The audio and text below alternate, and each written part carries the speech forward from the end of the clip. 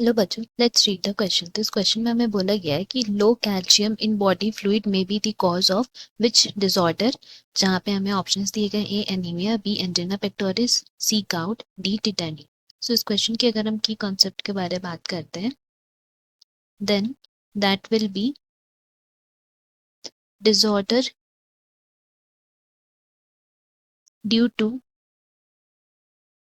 Calcium level in our blood. ना अगर हम लोग बात करते हैं calcium in our body fluid, तो हम लोग बोल सकते हैं that is responsible to maintain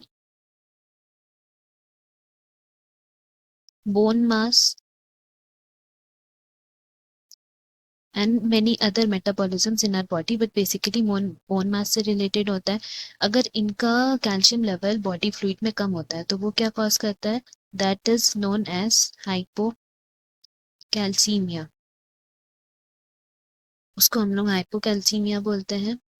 अगर हम लोग हाइपोकैल्सीमिया की बात करें, देन हम लोग इसमें बोल सकते हैं कि इस कॉज में जब हो जाता है, then that disease is known as tetany. Hypocalcemia की वजह से टिटेनी हो जाता है, जिस केस में हम लोग बोल सकते हैं कौन सा हार्मोन रिस्पॉन्सिबल है। देन यहाँ पे जो हार्मोन रिस्पॉन्सिबल है इज दी पैराथायरॉइड हार्मोन, क्योंकि पैराथायरॉइड हार्मोन वो हार्मोन है which is responsible for the regulation of calcium level in our bones, blood and kidney, उन सब में रेगुलेट करता है कैल्शियम लेवल। बेसिकली ये पैराथायरॉइड हार्मोन जो है उसको हम लोग बोलते हैं हाइपर कैल्सियमिक हार्मोन, क्योंकि इसका काम है कैल्शियम लेवल को हमारे बॉडी फ्लूइड में बढ़ाना। बट क्या होता है कि अगर इनका डेफिशिएंसी होगा, ये हार्मोन कम रिलीज होगा, तो उस वजह से कैल्शियम लेवल बॉडी फ्लूइड में कम होगा and that's lead to tetany. तो इसीलिए हमारा करेक्ट ऑप्शन यहाँ पे क्या हो जाएगा, option D, that is tetani.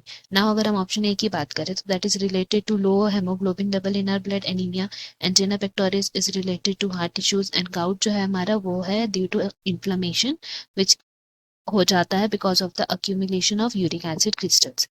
Hope you have understood. Best of luck. Thank you.